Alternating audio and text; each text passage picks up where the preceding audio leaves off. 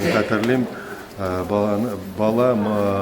малай шалыдан ялар, аларга аның врожденный порог, врожденный жүрәкнең тумыштан авыру, ул операцияларны элек безнең Казанда, менә шул бала ясаган операциялар, только ул балага только ач кына операция ясыйлар.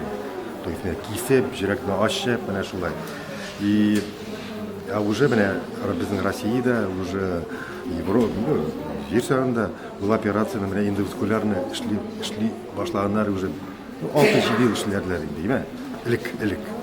Вот, кан тамырына кирип, и вот 20 еллык беренче операция шундый без ясады.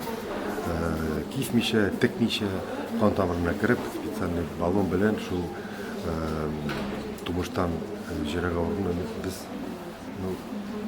ясадык бу операцияны. Өченче мен 4-нче көнгә бала чыкты операция. Ул менә шул 96-нчы елга без шул елны без 2 операция ясадык. Бер төрле генә, Хәзер ничә 20 ел үзлеме? 400, менә быел шул 400-гә якын операциялар булды. Андый гына түгел, 15-20 төрле операциялар. Вот, менә ничектер менә шулай.